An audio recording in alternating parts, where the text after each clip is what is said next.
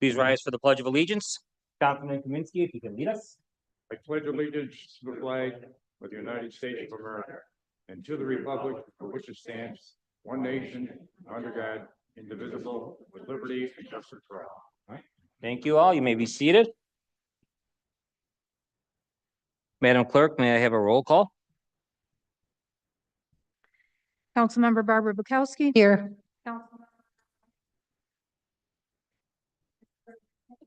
I was informed that he's going to be a little late today.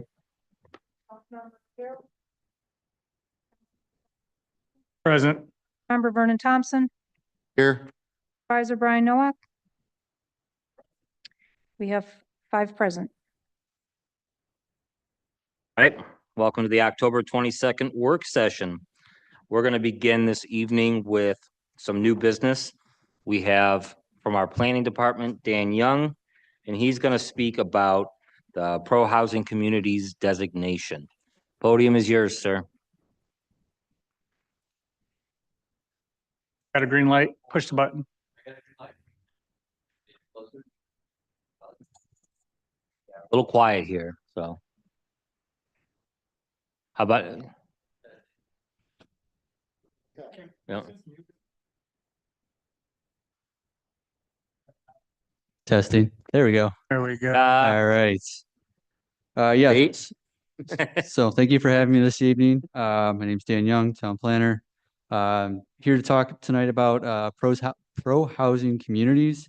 It's an initiative born out of New York State, seeing 1.2 million jobs created in the state over the last decade, with only 403,000 new homes being built in the same time period.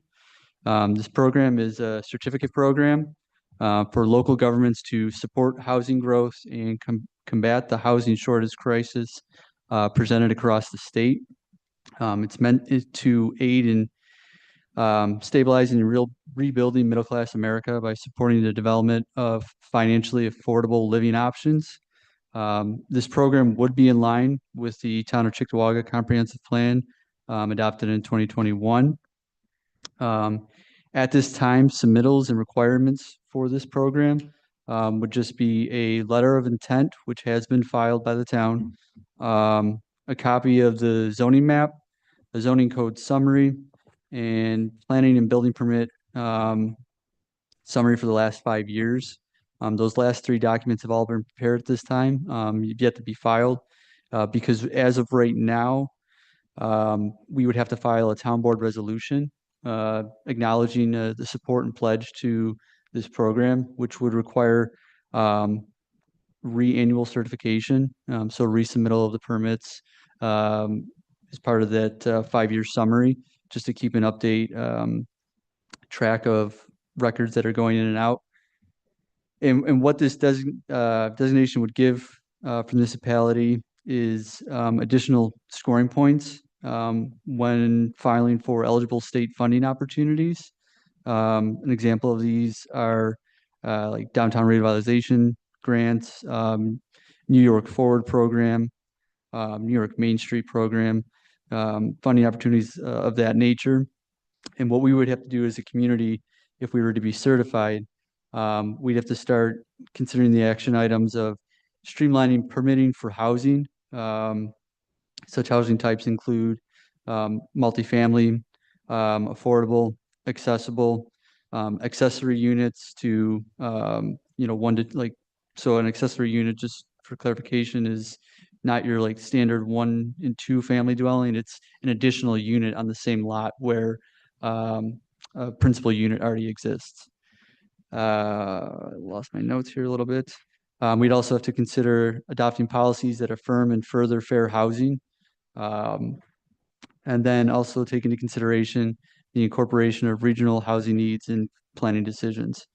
Essentially what this does is it gets the community away from just looking at housing as your traditional 1 to 2 family dwelling units in your apartment complexes, but also looking at development that is catered towards starter homes, seniors that are downsizing, families that are expanding, that are looking for 3 bedrooms, not just your 1 or 2 or your studio apartments. And then also segment of the population with sensory and mobility disabilities, which captures across all age ranges, not just, the elderly populace within the community. So that's generally the gist of what Pro Housing Communities is under the state program. And right now, I'm just gonna, after this meeting and the questions today, I'll approach the chairs of the department and see if they want to support the resolution. And if so, that would be considered at the next meeting. So I'll open up the floor for questions. Just clarifying on the three requirements, you said the last 5 years of housing permitting. Can you get into some detail on what kind of permitting we're gonna need? I know you said that was gathered already, but what did you have to gather for that? Yes, for the planning and building permit, it took a look at the number of units permitted within the last 5 years, both considering commercial and residential. And then it also looked at the number of planning and zoning projects that had a residential component, and whether or not, those were adopted or left on the table in the review stage. Okay. And And I should also clarify with that piece. So the way the state breaks out the calculations, it takes into consideration both the unit count growth or change, I should say, it shouldn't necessarily be growth, but the unit count change over those 5 years, and then the population change over those 5 years. And in this case, we're looking at the town of Cheektowaga without the inclusion of the village of Depew and the village of Sloan. Gotcha. The other big question I had was about the submission requirements under option one. It's my understanding that the information available to you and the benchmarks that we had to hit in order to go that route, we're not meeting those expectations right now. Is that correct?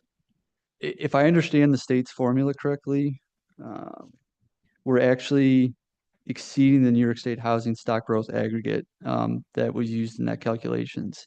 So they have like I think it's 0.01 for unit count growth, and our percentage is over that. I think We it's are point- over. Yeah, we're at like 0.7. So we're in a position where we can go option one right now? No, option 2, because I think they want to see if you're under that threshold, you're automatically, and I'll double check the requirements with the state. I believe we're in exceedance, so we would have to elect ourselves. Where in the other option, you're automatically enrolled. You just have to file the documentation because you're under their threshold. Okay, so just to reiterate, looking at these two options, do you feel our best option to go forward is option one or option two, based on the data that we have available? Based on the data we have available, I would say option 2 is the best option. Having a resolution passed, identifying support. Just double checking here.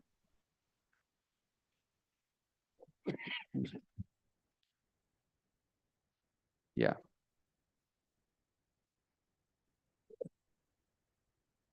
Increased by 1%. Dan, this includes everything from multiple dwellings, apartment houses, single family, doubles, everything. Yes, correct. So we're kind of up against it. There isn't much property left to build individual homes on anymore. Correct, yes. Actually, I think the only one we've got right now is, what is it, Emerald Gardens on Lawson? I think Yeah, they're talking about putting 40-some homes in there yet. There's discussions, but nothing has come before the town at this time. Right. Let's see. I'm just reviewing the option 1. It says the documentation that the locality's housing stock is increased by 1% or by 0.33% in the remaining New York State counties over the past year. I will clarify with the state if our numbers would benefit us in this situation. A lot of things before me over the last week, so I apologize for not having the clearest of answers, but I can definitely follow up and an answer for you by end of the week. So if we need to file a resolution before next meeting, we can do that. If not, then we can proceed with filing the paperwork as is. Yeah, I know we talked about the numbers and we were really, because all the different things that come in to calculate those numbers and the understanding of the state's formula, it was, there wasn't one solid number there. So I just want to see if we're at the final answer there yet. Yeah. All right. Any other council members, questions, comments, concerns here? I'll go over to Councilman Pilarski. All right, I have a couple questions here. So Member Kaminsky just asked, the intent is for multiple dwellings, correct? It's more the intent is to aid in the development of housing. Housing in general, so, Yes. okay. So the one whereas for the sample resolution says housing production of all kinds, and that's kind of was gonna ask with the multiple dwellings piece, but multiple production of all kinds. Do we have any codes or laws in place that are preventing, let's say, container homes? Because I know in the city of Buffalo, they ran into issues where the property lots were too small for new builds according to their town, to the city's code. And then they had to redo up some laws and stuff. Do we see any hiccups or anything along the way for us to have to evaluate? Yeah, yes. So when it comes to undersized lots within the town of Cheektowaga, there is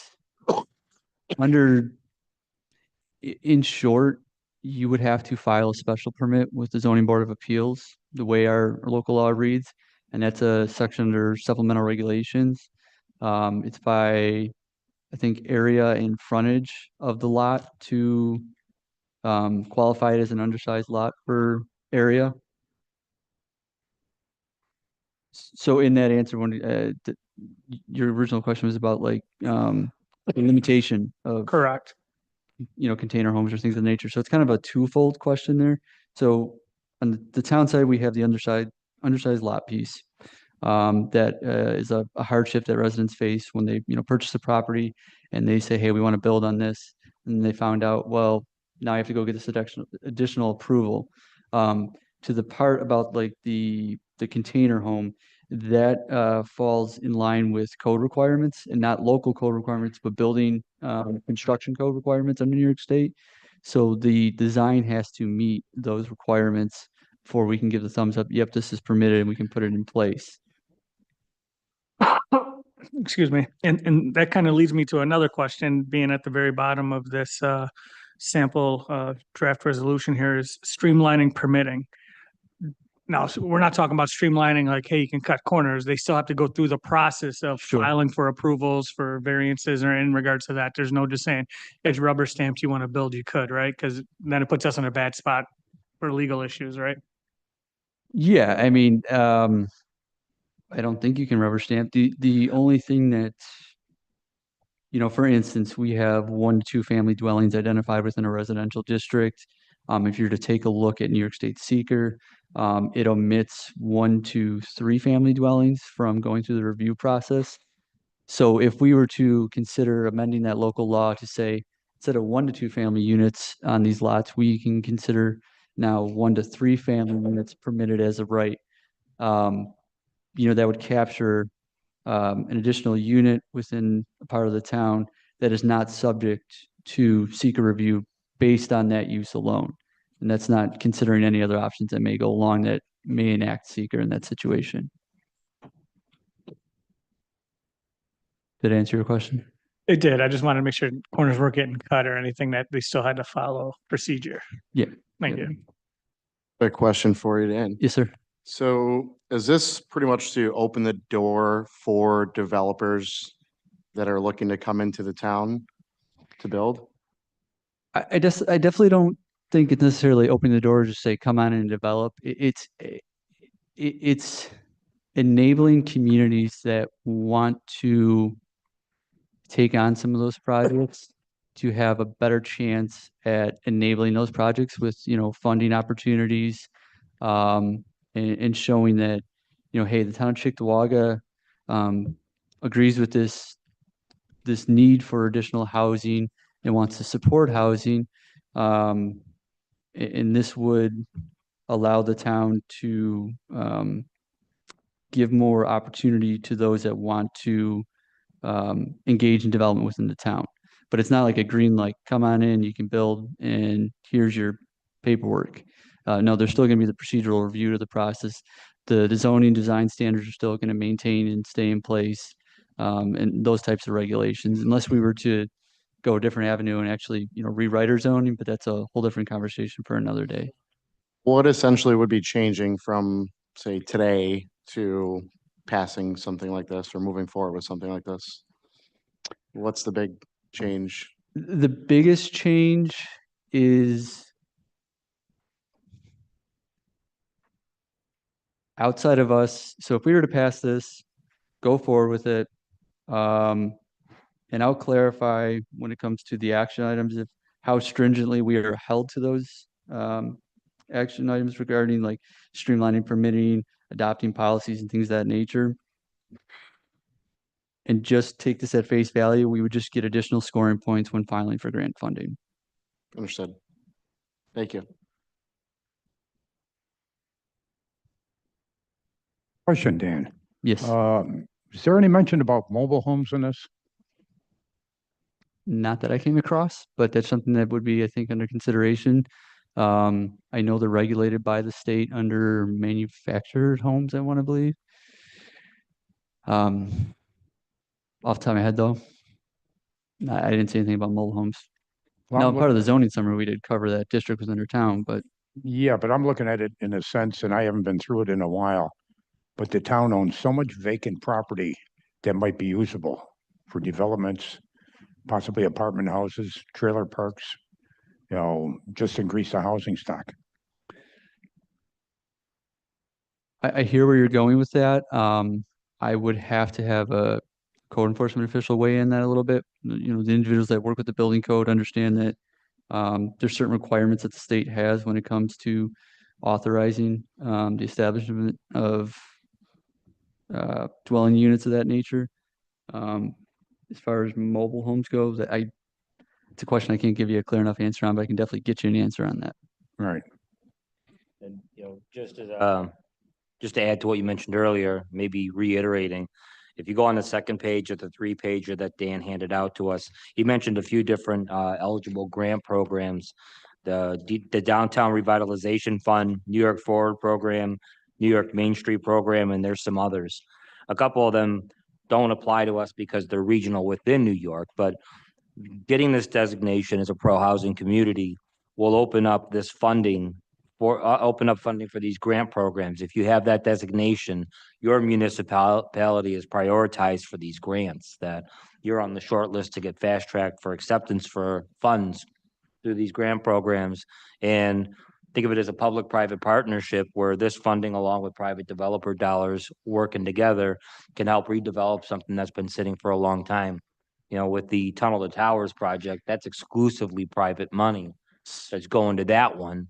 But think about some of the other blighted and vacant properties. We've overbuilt commercial, just like a lot of other places have.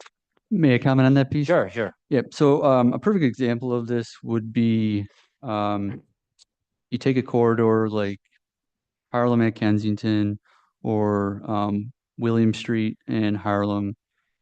You know, you look at the zoning, it's predominantly commercial along William, predominantly commercial along Harlem.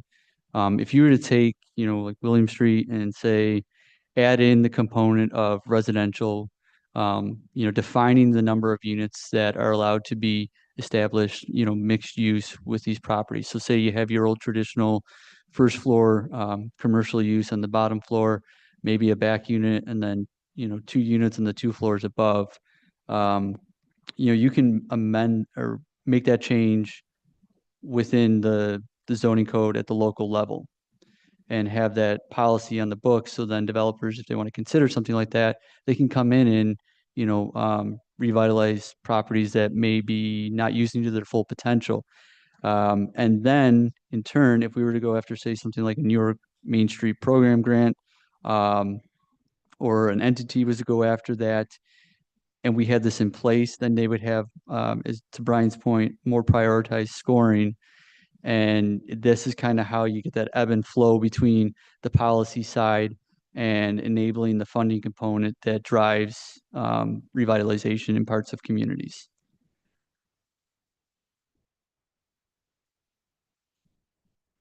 With that, any other questions, comments, concerns? Dan, I think we are all set with you for this evening. Okay. So thank you so I much. got for 2 items being on here. the agenda, so we'll see. And if you guys got any questions, Dan, I'm sure would be happy to help you get the resources to answer those directly. He and I are both still learning about this. And there's updates to the website and that, so I'd be happy to talk with you guys directly as well, because I've been looking into it. Thank you all. Thank you. The other item we have on our agenda is resolution items. So with that, I'm gonna begin with items from the table. And the first one we have is Resolution 2024-571. That is authorizing Highway Superintendent for the Section 284 agreement. I know it came up the last couple meetings, wanting clarification of where that number came from.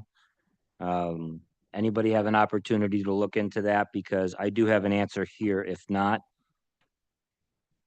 All right, so my understanding of where this number came from is basically how it's historically been calculated as 5 different numbers, and it's the Pave New York, winter recovery, the POP grant, the CHIPS, and then our paving bond all together.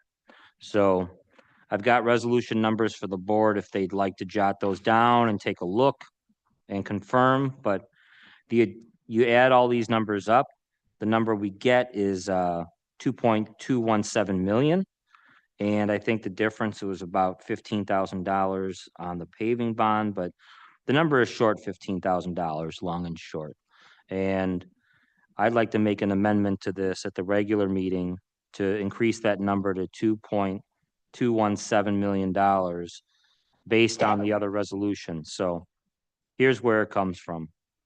The highways grant was 2024 -288, and there was $1 million in that. And then we have 2024-507. That had a dollar amount of 174,979 and 66 cents. The next resolution was 2024-506 in my packet here, for $644,072 and change. Then there's 2024-508. That had a dollar amount of 196,520 and 36 cents. And then resolution 509, that was the extreme winter recovery for 202,122.10. I knew I went through that a little quickly, but those 5 numbers, the $1 million paving bond, and then the winter recovery, Pave New York, CHIPS and POP all together come to 2,217,694.18. Those are the numbers that are used to add up to this total, and that's what it should be in the resolved part of this resolution. Any questions from council members? All right. So moving on. We've got a resolution for reappointments to the Conservation Advisory Council. Questions or concerns from council members? Honestly, I just hope that this gets passed through. I mean, it's not a political agenda item there. I mean, there's 10 total seats. We've got 3 currently filled that's looking to be extended. 1 addition looking to be added on who attends the meetings. If it's a matter of having seats for one side or another, I mean, fill the other 6 seats, that'd be great. Let's do it. So I hope this doesn't get held up.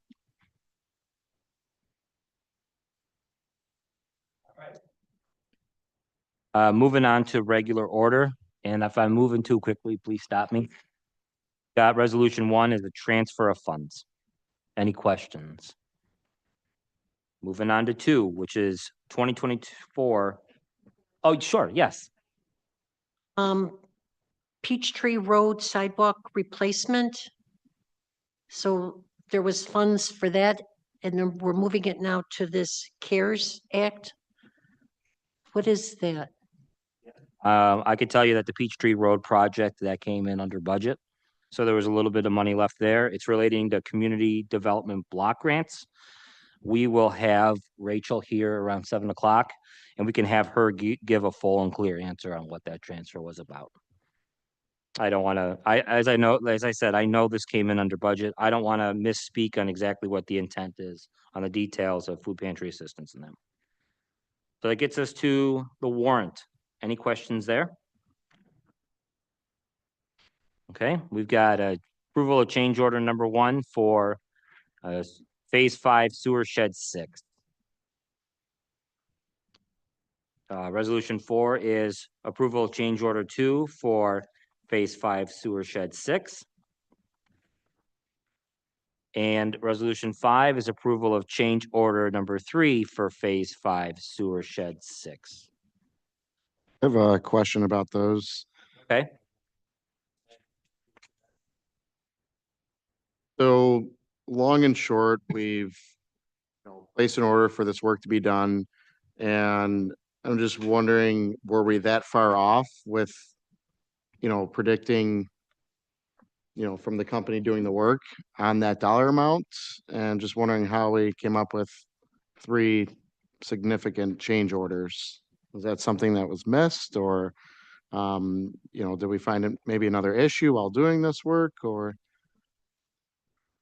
The change orders that cover.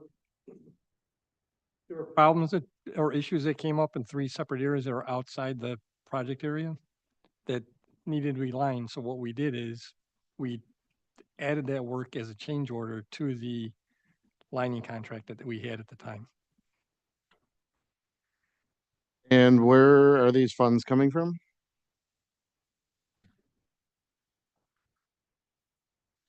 When they're coming from the, dialogue and stuff that was done for our local match, and also each of the areas where the change order work was completed, those areas will be part of at the time, a future phase of lining work. So what will happen is, when we go to close out those projects, there will be change orders to reflect the credit in this amount for the work of the. So the work was already done for these 3, correct? And so I guess my question is, how did we approve 3 change orders of these dollar amounts without knowing hypothetically that this would be approved, the spending? Because now the work's already done, but we haven't approved that dollar amount, I guess is my main question. That's something we struggle with procedurally, because a lot of times, to be honest, we can't wait 2 weeks to get approval on change orders like this. So what we do is, I guess, we rely on the board and trust in the departments to protect the town's interest whenever we have change orders like this, and in the interest of getting the work completed. And you said these funds are coming from where again? There's a, The money will come out of money that's been appropriated out of the sewer district fund for these projects.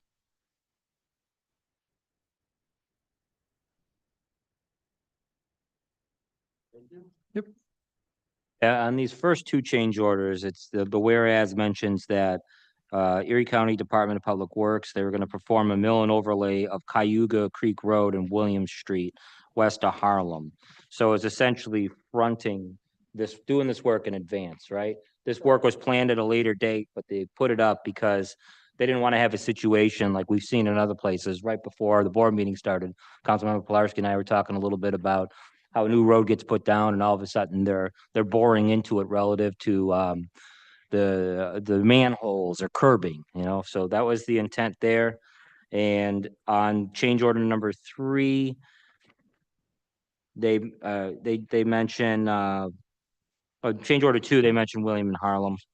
And it's the same thing with change order 3, is just that work being planned through the county, and that 3 was with Rosary Boulevard to deal with the cave-ins and issues with that.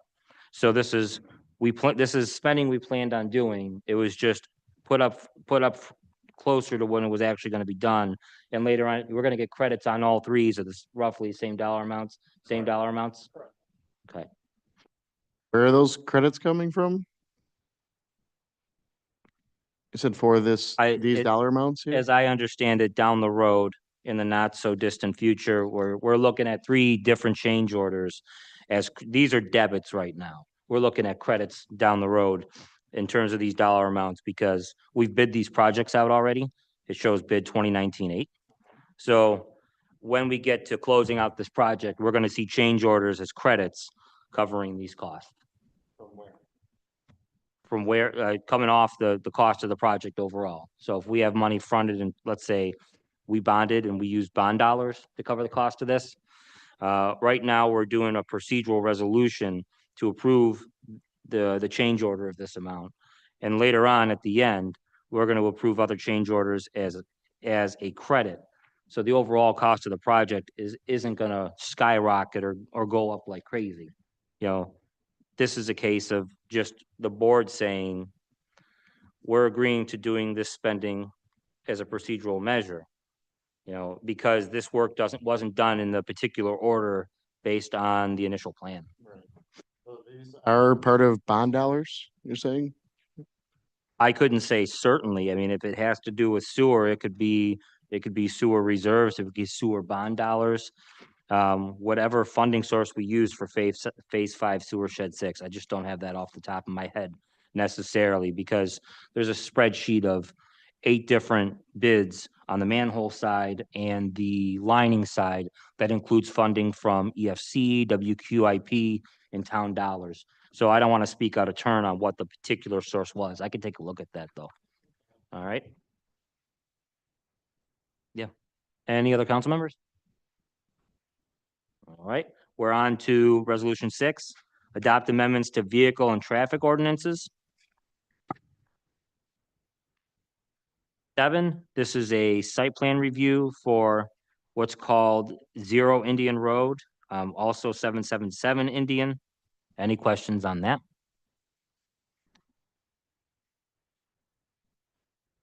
Okay.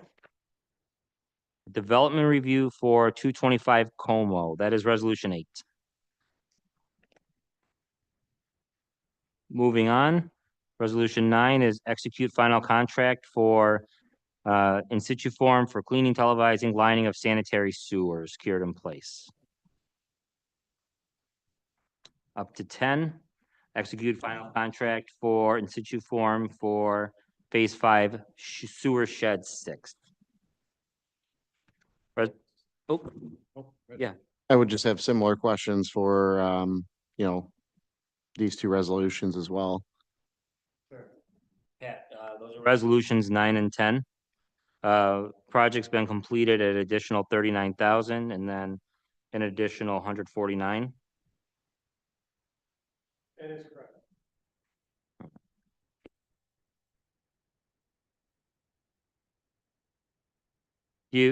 I know we have attachments along with the board meeting minutes, for resolution 9. If you go to page 753 to 757, you can see that one. And then 758 to page 758 to 762, you can see the other. They may be off by a couple pages because I know something was added there. But those are the final contract acceptance for those particular sewer sheds. Pat, can you speak at all to the major cost driver for why these final contracts have an additional cost? I mean, I recognize, you know, some of the cost drivers there, but can you speak to that? I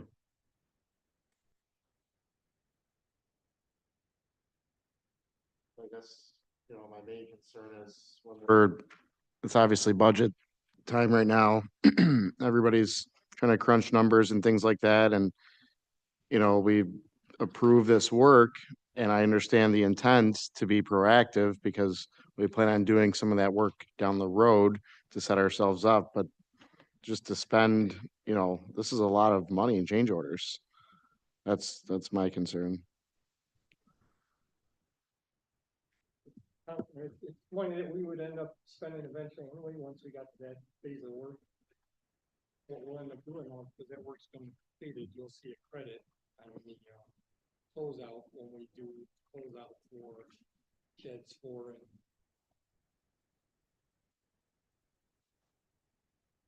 9 and 10. Those contracts have been awarded.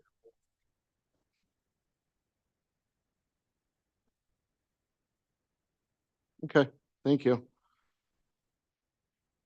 On to 11, it's authorized supervisor to execute agreement with Erie County. This is pertaining to $30,000 through the Erie County Legislature and County Legislator Tim Myers. All right. Resolution 12 is financial management software maintenance. Resolution 13, annual email protection renewal. On 14, we have annual NICE Inform Police 911 dispatch call recording. Resolution 15 is data center battery backup. And on 16, virtualization platform annual maintenance renewal. 17 is authorized purchase of data center server equipment. 18, authorized supervisor to execute agreement with National Grid to attach holiday decorations to electrical poles. 19, we have authorized supervisor to execute memorandum of understanding with Team Cheektowaga Hockey. Acceptance of MOU between Town of Cheektowaga and the Town of Cheektowaga Supervisory Unit, that's 2024-665.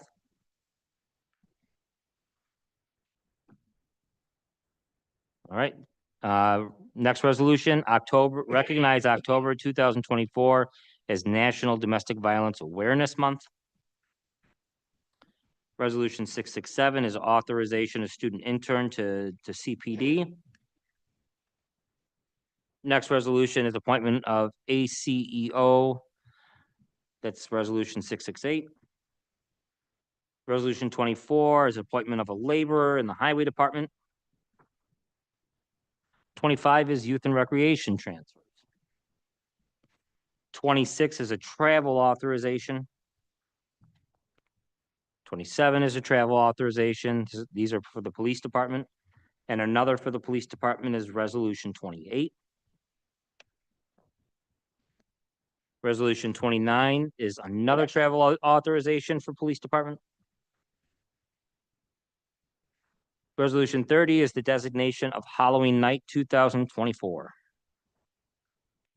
Then we go to the suspension of rules. We doing all right at this point? Any questions on those items I went through? All right.